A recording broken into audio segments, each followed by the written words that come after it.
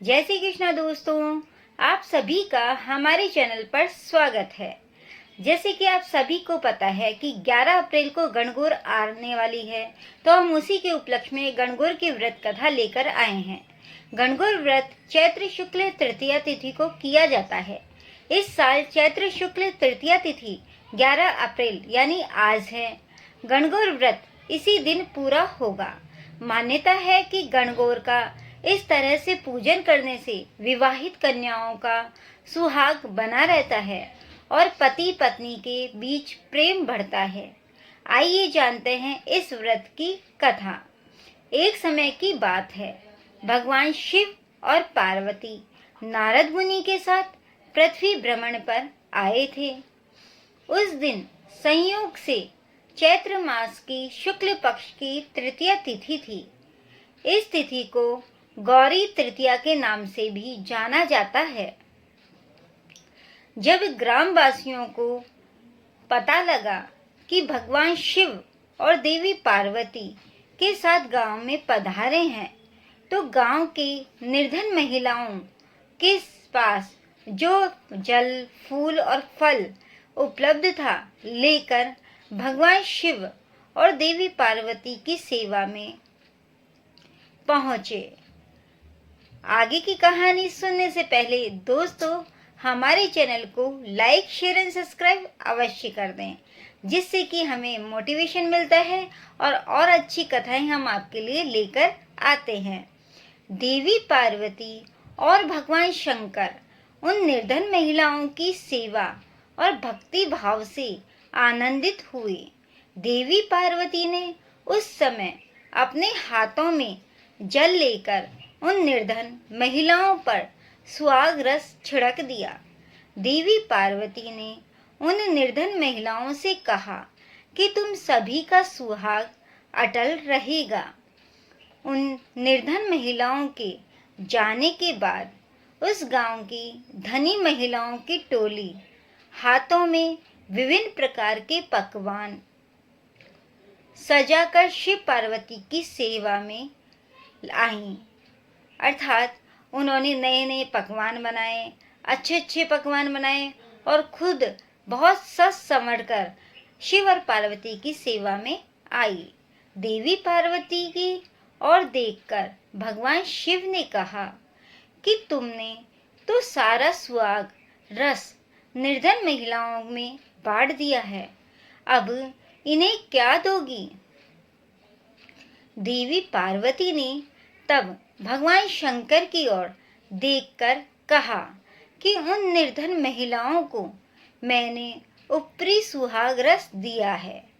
इन धनी महिलाओं को मैं अपने समान सौभाग्य का आशीर्वाद दूंगी।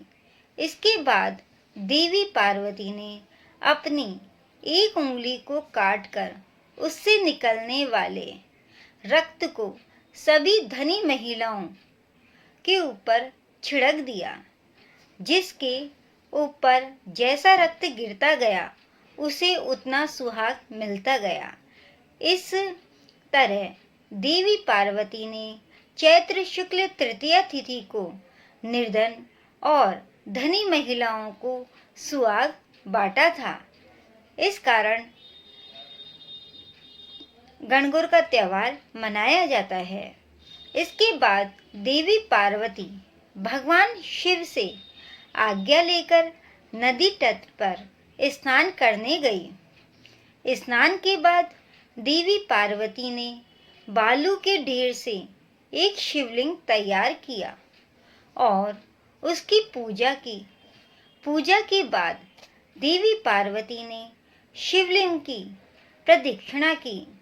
इसी समय उस शिवलिंग से शिवजी प्रकट हुए और देवी पार्वती से कहा कि आज के दिन यानी चैत्र शुक्ल तृतीया के दिन जो भी सुहागन महिलाएं शिव और गौरी पूजा करेंगी, उसे अटल सुहाग प्राप्त होगा। अर्थात चैत्र शुक्ल तृतीया के दिन जो भी सुहागन महिला शिव और गौरी की पूजा करेंगी, उन्हें अखंड सौभाग्य मिलेगा। इधर शिव जी की पूजा करते हुए देवी पार्वती को काफी समय हो गया, तो वह लौटकर वहां आई जहां पर शिव जी विराजमान थे। देवी पार्वती से भगवान भोलेनाथ ने पूछा कि काफी समय लग गया आने में, अर्थात आपको इतनी देर कैसे हो गई, आपको आने में काफी समय लग गया, ऐसा भोलेनाथ ने पार्वती माता से पूछा।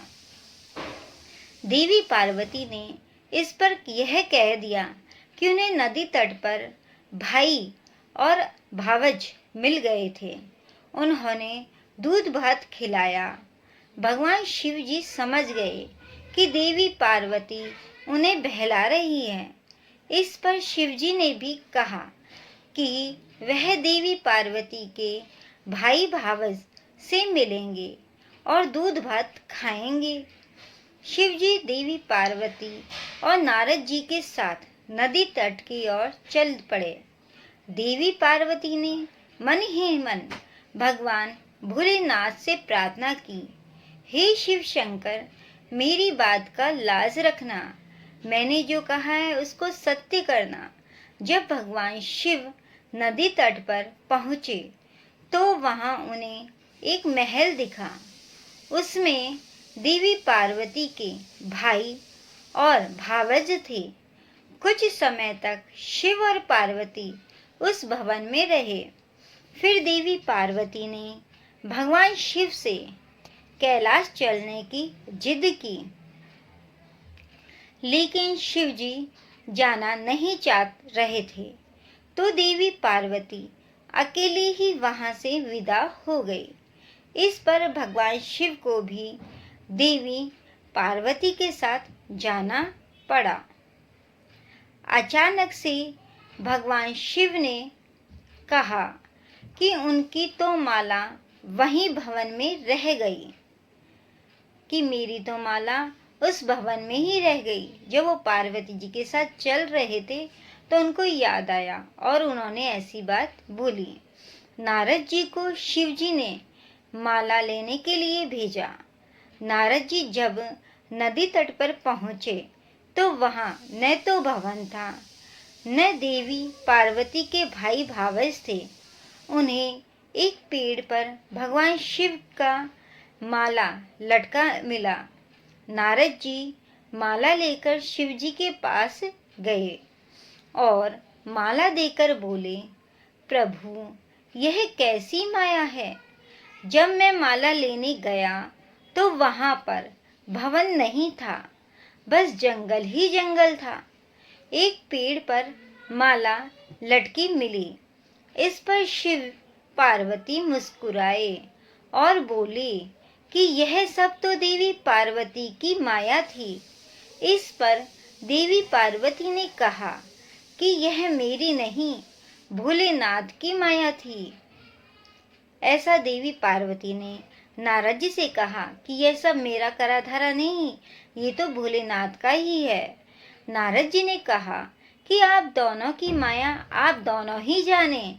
आप दोनों की जो भक्ति भाव से पूजा करेगा उनका प्रेम भी आप दोनों जैसा बना रहेगा। दोस्तों, यह थी गणगौर की व्रत कथा। आप भी गणगौर का पूजन करिए और पूजन करने के बाद यह कथा अवश्य सुनिए और सुनकर शिव पार्वती का आशीर्वाद प्राप्त कर और शिव पार्वती जैसा प्रेम आप दोनों पति पत्नी में बना रहे, ऐसा आशीर्वाद प्राप्त करिए। हैप्पी गणगौर दोस्तों। जय श्री कृष्णा दोस्तों। कमेंट बॉक्स में जय श्री कृष्णा लिखना ना भूलें और हमारे चैनल को लाइक, शेयर एंड सब्सक्राइब अवश्य कर दें।